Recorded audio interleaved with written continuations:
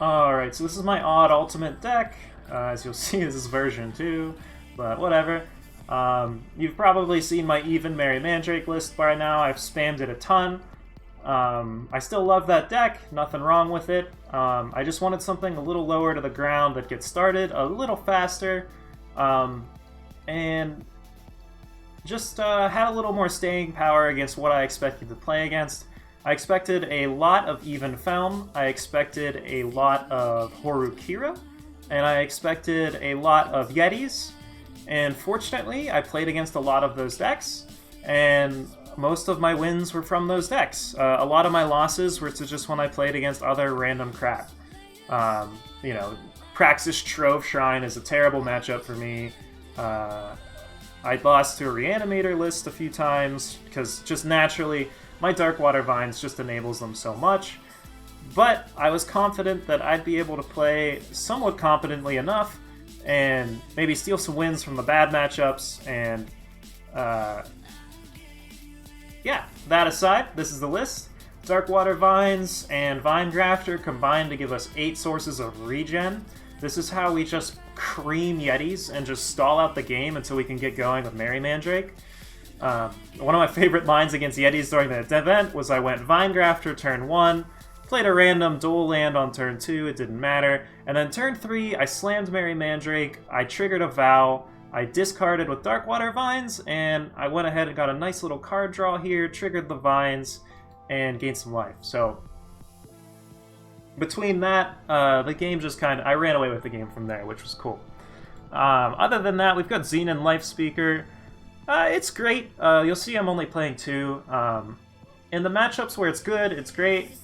Sometimes we just need that extra little bit of life gain outside of Mandrake and Catra to really seal the deal. Another cheap ultimate minion. This is something we don't get access to in Even-Handed Golem, so I went ahead and included it. Shadow Creeper. Even feln really likes to grab Champion of Mystery or Champion of Cunning or whatever the heck it's called. They're a champion that gets Aegis and buffs the whole team. So into that card, we just slam Shadow Creeper and pop it. It's also a lifesaver against Hooru Kira. We have plenty of cards that we like to be able to hit the opponent's face, and Shadow Creeper enables that. Also just turning off Bubble Shield, which is one of the more infuriating cards. We are once again playing a Grafter Market. I know I'm not obligated to do this since I'm not playing even, but each of these Grafters enables and makes Merry Mandrake better, and if we're going to play Mandrake, I think we just play these Grafters. Being able to give Grodov Stranger charge, being able to buff Auric Interrogator, buff Auric Razor Shaper, give a Zindel charge, just giving random crap regen, it's so valuable, and being able to make that cheaper and draw a card at the same time is very, very strong. It also just gives us some random early plays, like against aggro, like sometimes we just want to go like 1-drop, 2-drop, and then maybe slam a Catra, and that might be all it takes to just stall out their aggro. And then we'll start hitting our better cards and taking over the board. You've seen Merry Mandrake before. Ultimates cost half. When you use an ultimate, gain 2, draw a card. Real fun. Catra. Since we're playing Darkwater Vines, Catra's actually even better here than it usually is. It gives us some real massive power boosts. And oftentimes during the games, you'll see me just begging for power off the top of my deck to be able to slam a Catra and just run away with the game. And the games where it happens, you'll notice that I win, and the games where it doesn't happen, it gets a little rough. So Tazboo, instead of Even-Handed Golem, we have Tazboo now. He has Warp, he draws his cards. It's actually really funny if you can give him Lifesteal. But that aside, he's just the beef. One of the things that my deck lacked in the Even version is we didn't have a lot of beef. Like, we didn't have a lot of meat and potatoes or ways to, like, really punch our opponents and put some pressure on. And this version actually has that. Between Interrogator, Catra, Tazboo, Icaria, we're actually able to pressure opponents. It's not crazy amounts of pressure, but you play a 4-drop and you play... that just gets massive, and you're playing like 5-drops and stuff. It's going to make it hard for them to win combat, and we're going to be able to shove through some damage and win eventually. Icaria goes without saying, she's the card you always want off the top of your deck at most stages of the game. Once you have 6 power, she will save you, she will be your hero, she is the first Reaper. Vara is basically Icaria number 5 that sometimes just wins us the game. I have no way to get Vara back from the void, I'm not trying to do that, we're not Reanimator, but I just wanted a really spicy top deck that could win me some late game mid-range slogs where there's a board stall and we're just staring at each other. And Vara accomplished that quite well. I was happy with it. There were quite a few games where I just ripped a Vara off the top, played Vara, brought back a Rock, brought back a Zindel, or even just brought back an Icaria. It was all more than fine. Whatever I needed at the time, that's what I'd bring back. If I knew Vara was going to come soon, sometimes I would actually like hold one of my 1-drops.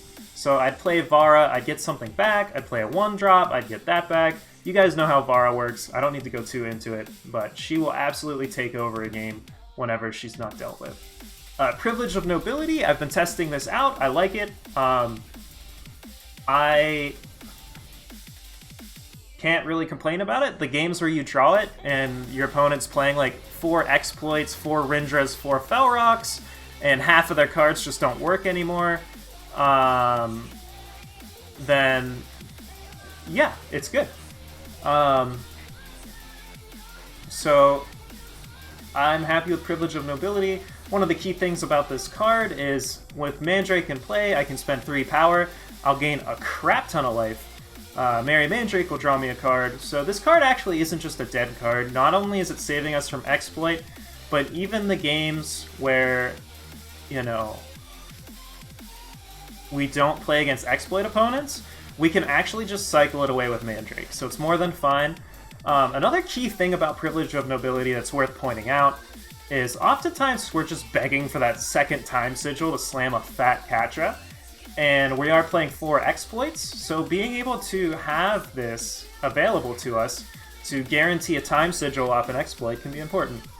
Hourglass, I have this in the deck because anytime you have an opening hand of like Vow and any of our time sources, you usually just win that game. Like it is so disgusting, and you just run away with the game. Vines happens, like you can play Icarias as early as like turn 4. It's just absolutely busted. Catra is better most of the time because we'd rather have the body attached with it. Like drawing a late game Hourglass feels so bad, but it's something we want access to because it's just, especially in a 28 round tournament where you know, you're going to be playing a ton of games, the amount of times where we'll have Hourglass in our opening hand and we just win a game is going to be pretty decent. It actually only happened to me like once or twice during the tournament, but that's just because I'm not lucky. Mask of Torment, this is a card I want access to.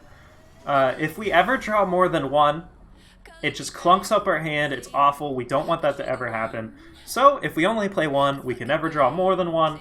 It's something that often we'll be building towards. If you're playing these long slugfest matches, there's a ton of even feln. I'm sure you guys know this by now.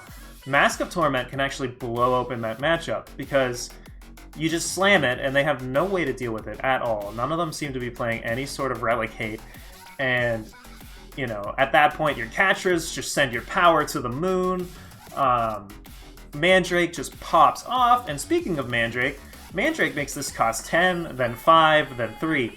So it's, if we're playing like Mask of Torment into Catra, then we're already in territory where a Mandrake is just going to turn on Mask of Torment and immediately slam a Tormentor and gain us some life and draw a card. So that's often all it takes to really close out a game.